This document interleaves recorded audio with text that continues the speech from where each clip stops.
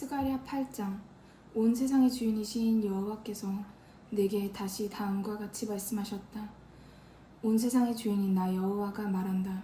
나는 시온을 생각만 해도 질투가 나서 속이 터진다.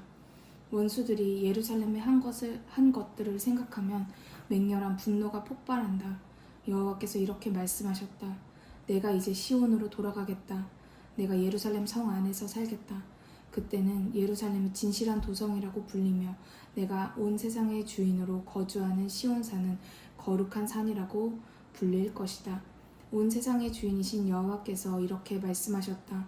예루살렘은 끝없는 번영과 평화의 시대를 맞이하여 백발 노인들이 다시 지팡이를 짚고 길거리에 돌아다니며 거리마다 뛰노는 어린아이들로 가득 찰 것이다.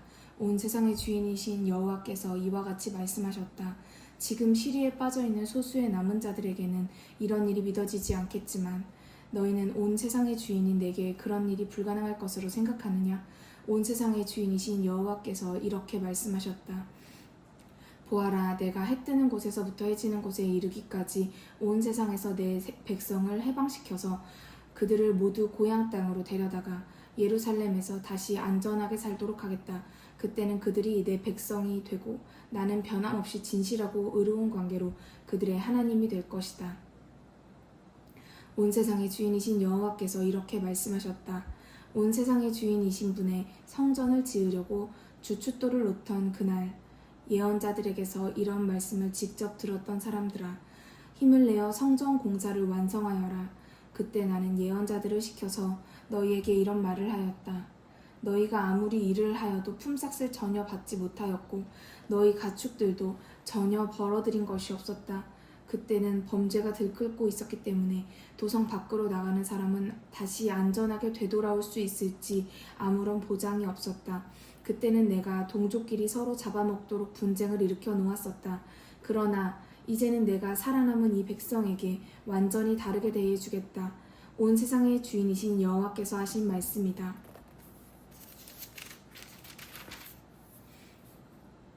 이제는 내가 오직 너희에게 평화와 번영을 심어주겠다. 너희 농사는 평화로운 시절을 맞이하여 풍년이 들고 포도나무마다 열매가 풍성할 것이다. 온 땅은 풍년을 누리고 하늘은 철마다 고른비를 내릴 것이다. 살아남은 이 백성에게 내가 이 모든 복을 누리게 하겠다.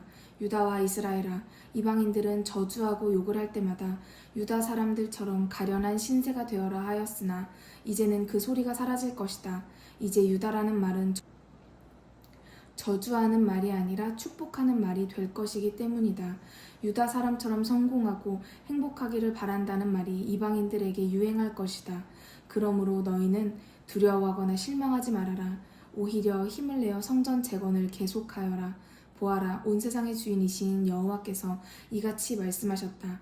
너희 조상들이 나의 분노를 폭발시켜 놓았을 때에는 내가 너희에게 어떤 재앙을 내리기로 작정하고 어떤 일이 있어도 그 결심을 바꾸지 않았었다.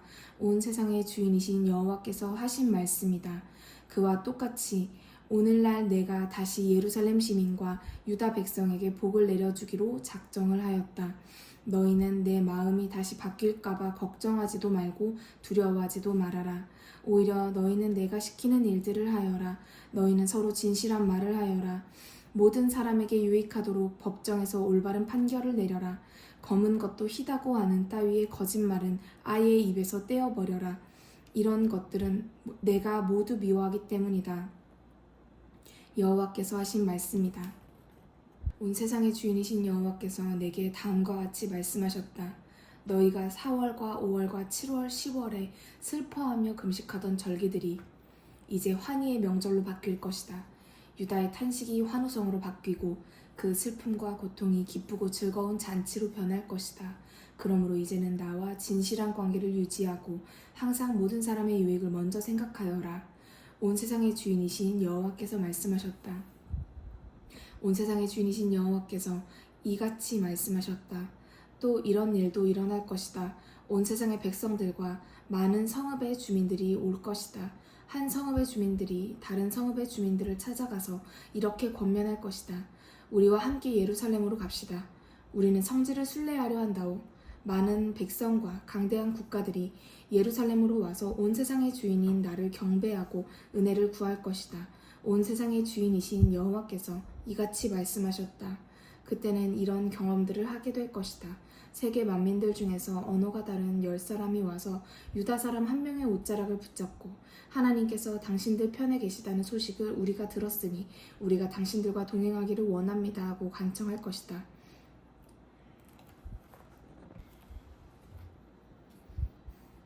9장 여호와께서 하드락 지역을 통과해 가셨고 다메섹을 거처로 삼으셨다.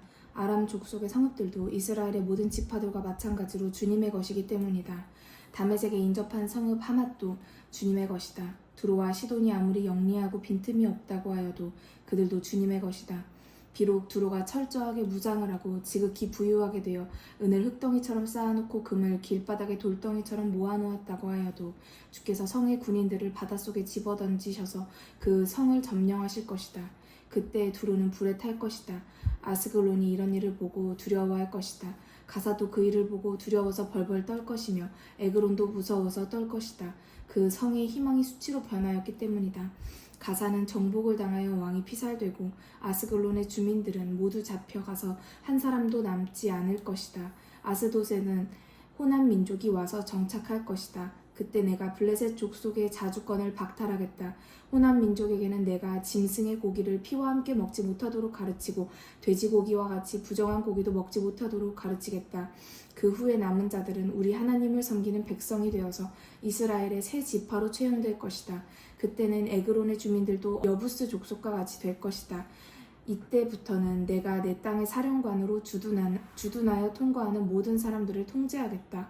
어떤 압제자도 다시는 내 땅을 침입하지 못할 것이다. 내가 이미 내 백성의 고통을 똑똑히 보았기 때문이다. 너 시온 성아 기뻐 뛰어라. 너희 예루살렘 시민들아 환호성을 울려라.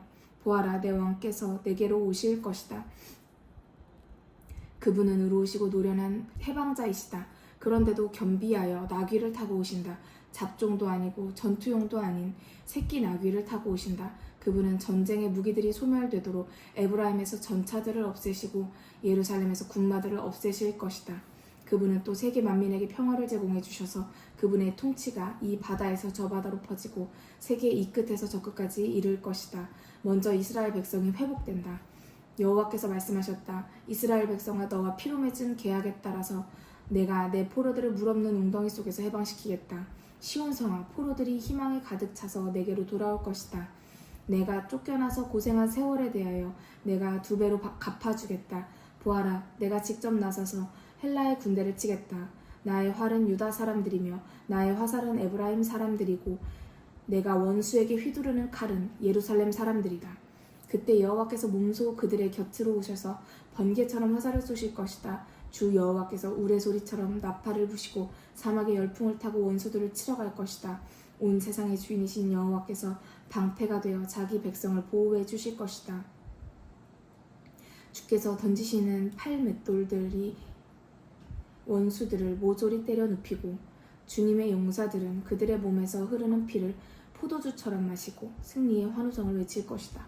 원수들의 피가 희생제물의 피를 담은 대접처럼 흘러넘쳐서 제단의 모서리를 흥건히 적실 것이다. 그날 그들의 하나님 여호와께서 그들을 해방시키시고 그들을 양떼처럼 이끄실 것이다. 그들은 반짝이는 보석처럼 그 땅을 장식할 것이다. 그때 그 백성의 영광이 얼마나 드높고 그 아름다움이 얼마나 찬란하겠는가.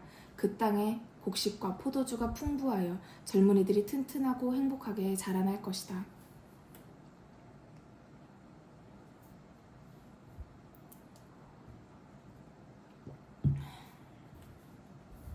10장 봄부터 가물어서 늦은 비밖에 기대할 수 없거든. 여호와께 비를 내려달라고 빌어라. 먹구름을 몰아다가 번갯불을 일으키며 큰 비를 내리시는 분은 여호와이시기 때문이다. 모든 사람이 배불리 먹도록 들에서 곡식을 키워주시는 분은 하나님이시다. 비가 오지 않는다고 점쟁이들을 찾아가서 물어보고 기우제나 지내는 것은 쓸데없는 짓이다. 그런 사람들은 너희를 속이고 헛된 위로를 팔아먹는다. 바로 너희 조상들이 그런 짓을 하였기 때문에 목자의 보호를 받지 못하고 강도와 맹수들에게 쫓기고 잡혀 죽는 양떼같이 되었다. 여호와께서 말씀하셨다. 내 양떼를 탄압하는 모든 목자들에게 내가 이제 분노를 폭발하고 양떼를 해치고 돌아다니는 힘센 염소들을 잡아 죽이겠다. 온 세상의 주인이신 여호와께서 자신의 양떼인 유다 백성을 찾아와 돌보시고 그들을 자기의 군마들처럼 강하게 키우실 것이다. 그들 중에서 정치 지도자가 나오고 그들 중에서 군대 지휘관이 나오고 민족의 집권자가 모두 이 백성에게서 나올 것이다. 이 백성 모두가 하나님의 강한 용사들이 되어 모든 적들의 얼굴을 밟아 길바닥의 먼지 속에 으깨어 놓을 것이다. 그들이 싸울 때 주께서 그들과 함께 계시기 때문이다. 사기충천한 적의 기마병들도 이 전쟁에서는 수치만 당하고 말 것이다. 내가 유다 백성을 강하게 할 뿐만 아니라 요셉의 후손들이 이스라엘 백성도 해방시켜 그들의 고향으로 데려오겠다. 내가 그들을 사랑하기 때문이다. 그때는 내가 그들을 버린 적이 없었던 것과 같이 될 것이다. 나 여호와가 그들의 하나님이요 그들의 호소를 들어줄 작정이기 때문이다. 그때는 에브라임 백성이 용사들처럼 강해지고 그들의 마음은 언제나 포도주를 마신 것처럼 기쁠 것이다. 이런 일을 보는 그들의 자녀들도 기뻐서 환호성을 올릴 것이고 기뻐 뛰는 마음으로 그들의 하나님 나 여호와를 찬양할 것이다. 내가 휘파람 소리로 그들을 불러 모으겠다. 내가 그들을 해방시켰기 때문이다. 비록 남은 사람이 적을지라도 다시 옛날과 같이 많아질 것이다. 내가 비록 그들을 세계 만민들 속에 흩어놓았으나 그들은 항상 나를 기억하고 자기들의 자녀들과 함께 살아남아서 고국으로 다시 돌아올 것이다. 내가 그들을 애굽 땅에서 데려오고 아수르 땅에서 그들을 모아다가 길르앗과 레바논 땅에 다시 정착시키겠다. 그래도 그들 모두가 살기에는 땅이 좁을 것이다. 그때 유다 백성은 바다를 건너 애굽으로 들어갈 것이며 나는 바닷속에서 물결을 뒤로 밀치고 나일강의 깊은 곳들을 말려서 그들의 길을 열어줄 것이다. 그때는 아수르의 우월감이 무너지고 애굽의 자주권이 소멸될 것이다. 여호와께서 하신 말씀이다. 그들의 힘은 여호와께 있고 그들은 여호와의 이름으로 출입할 것이다. 11장 레바논아 내 살림 속으로 불길이 치밀어 내 송백들을 삼켜버리도록 내 문을 열어라. 너희 전나무들아 백향목들이 쓰러진 것을 애도하고 지극히 우람하고 드높던 나무들이 멸절된 것을 슬피 통곡하여라. 바산의 참나무들아 그 빽빽하던 삼림이 베어 넘어졌으니 구슬프게 울어라. 양떼가 모두 멸망하였다고 굿을 피우는 목자들의 통곡 소리를 들어보아라. 요단강 계곡의 빽빽한 숲들이 없어졌다고 울부짖는 어린 사자의 소리를 들어보아라. 여호와 하나님께서 내게 이런 지시를 하셨다. 너는 가서 살찌게 키워서 잡아먹을 양떼를 돌보아라. 그런 양들은 사다가 잡아먹어 거리낄 것이 없고 양을 판 사람들은 복을 받아서 큰 돈을 벌었다고 자랑을 하고 목자들은 양떼를 전혀 아끼지 않을 것이다.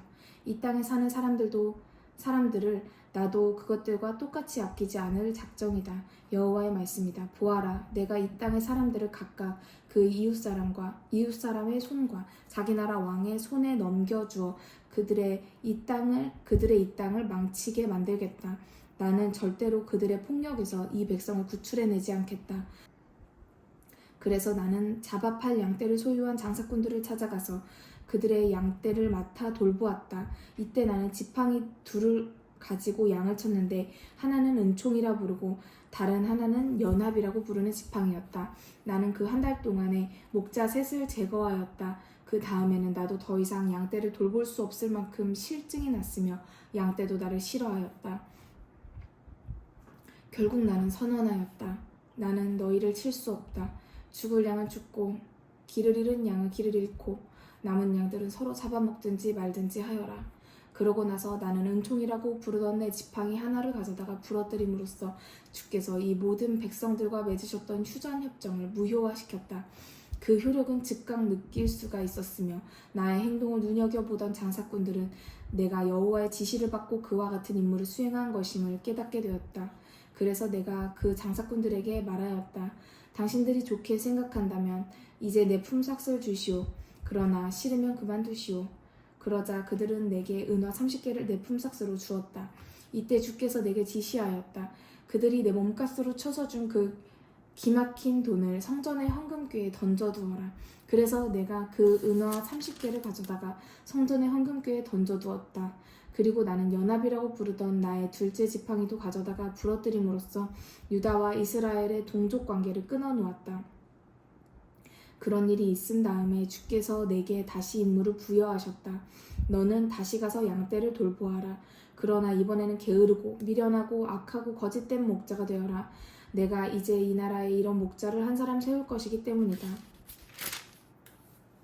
그는 죽어가는 양들을 위하여 걱정하지도 않고 길 잃은 양들을 찾아가지도 않으며 다리가 부러지고 상처난 양들을 고쳐주지도 않고 굶주린 양들을 초장으로 데리고 가지도 않으면서 오히려 가장 좋은 양을 골라서 잡아먹으려고 성한 양의 발굽도 뽑아놓을 것이다. 양떼를 버리는 그 못된 목자는 저주를 받아라. 칼이 그의 오른팔을 잘라버리고 칼끝이 오른눈을 뽑아낼 것이다. 그는 한 팔이 없는 불구자가 되고 오른눈을 아주 잃은 병신이 될 것이다.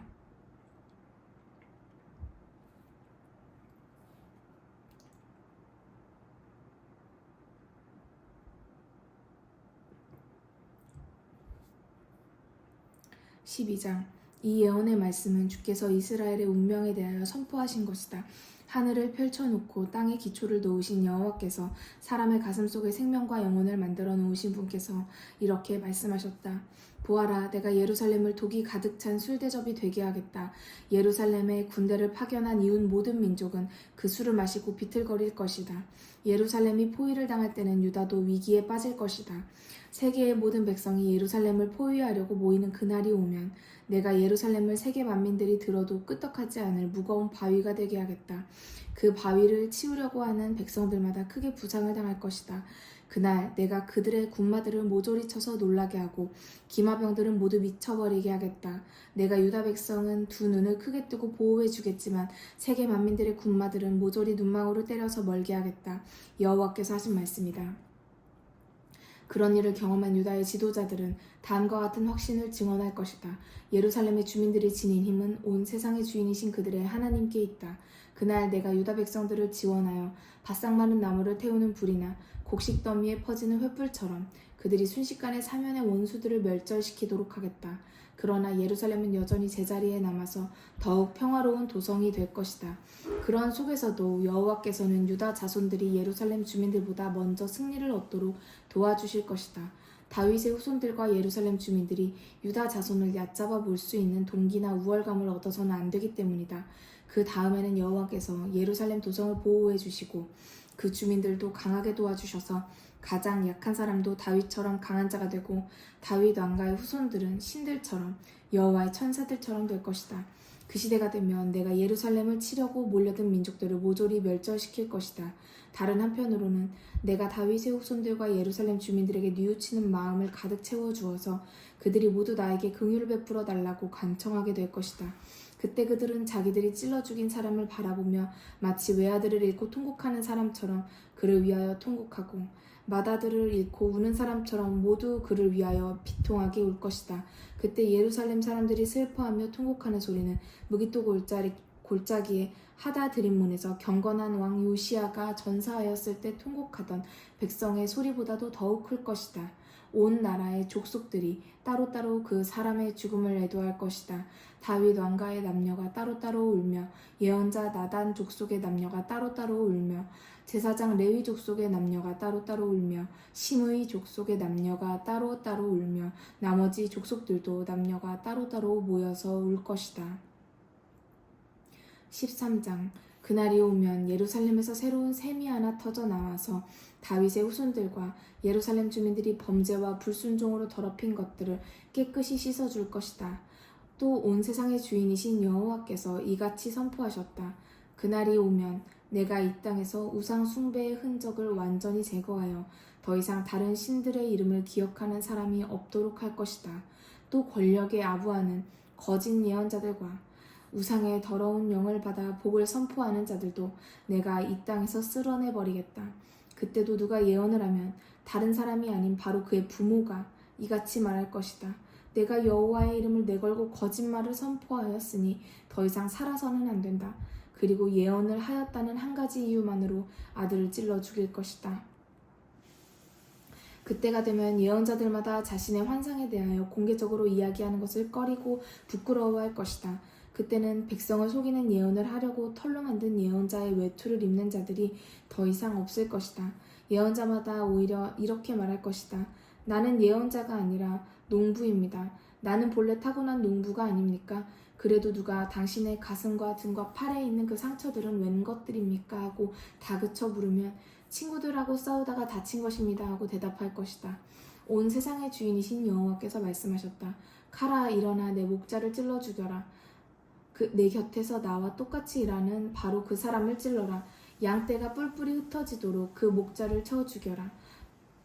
내 백성을 바로 내가 무자비하게 쳐 죽이겠다. 여호와께서 말씀하셨다. 이스라엘 백성 중에서 3분의 2가 몰살을 당하여 끊어져 나가고 3분의 1만이 그 땅에 남을 것이다. 그 나머지 3분의 1마저도 내가 불 속에 던져서 정화시키겠다. 내가 은을 녹여서 정련시키듯이 그들을 정화시키고 금의 순도를 시험하듯이 그들을 단련시키겠다. 그때는 그들이 내게 도움을 호소할 것이고 나는 그들의 기도를 들어줄 것이다. 거기서 내가 그들에게 너희는 내 백성이다 하고 말하면 그들은 내게 주님, 주님이 우리 하나님이십니다 하고 대답할 것이다. 14장. 보라, 여호와께서 나를 잡아놓으셨다. 예루살렘아, 그날이 오면 내 원수들이 내게서 탈취한 전리품들을 내가 보는 앞에서 나누어 가질 것이다. 그때는 여호와께서 세계 만민들을 모아다가 예루살렘을 치실 것이다. 예루살렘이 함락되고 집들은 약탈당하고 여인들은 겁탈당하며 주민의 절반은 포로로 끌려갈 것이다. 그러나 남은 사람들마저 이 도성에서 말살되지는 않을 것이다. 그 같은 순간에 주께서 몸소 나타나 세계 만민들과 싸우셔서 이제까지 자기 백성을 위하여 세우신 것처럼 모든 원수들을 죽이실 것이기 때문이다. 그날 주님의 두 발이 예루살렘을 동쪽에서 내려다보는 감람산 위를 밟고 서실 것이며 그 순간에 감람산은 한가운데가 갈라져 지극히 넓은 골짜기가 동서로 뻗을 것이다. 그 산의 절반은 북쪽으로 다른 절반은 남쪽으로 물러날 것이다. 그 산 골짜기는 아셀까지 미칠 것이다. 그때 너희는 마치 유다왕 우시야 시대에 지진을 피하던 것처럼 도망할 것이다. 바로 이때 너희 하나님 여호와께서 모든 천사들을 거느리고 예루살렘으로 입성하실 것이다. 그때는 햇빛도 차가운 달빛도 없어진다. 낮과 밤의 변화도 더 이상 없을 것이다. 언제나 밝은 낮이 계속되고 다시는 밤이 오지 않을 것인데 그때가 언제 올지는 여호와께서만 아신다. 그날이 오면 예루살렘에서 생명을 주는 샘물이 흘러나와서 그 물의 절반은 동쪽 바다로 또 절반은 서쪽 바다로 흘러갈 것이다. 그 물은 가문 여름철에도 마르지 않고 겨울철에도 똑같이 흐를 것이다. 그때는 여호와께서 세상의 모든 백성들을 다스리는 왕이 되실 것이다. 온 세상에 주님 말고 다른 주인이 없을 것이며 온 세상에서 주님 이외에 다른 신을 섬기는 사람들도 없을 것이다. 유다 땅은 북쪽 끝 게바에서 남쪽 끝 림몬에 이르기까지 온 땅이 평야가 될 것이다. 그러나 예루살렘은 그 한가운데 우뚝 솟아 온 땅을 내려다볼 것이다.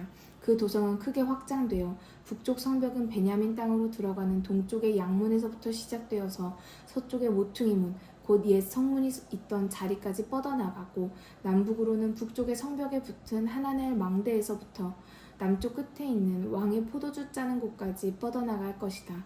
예루살렘이 마침내 모두가 평화롭고 안전한 생활을 누릴 것이며 다시는 멸망의 위협을 받지 않을 것이다.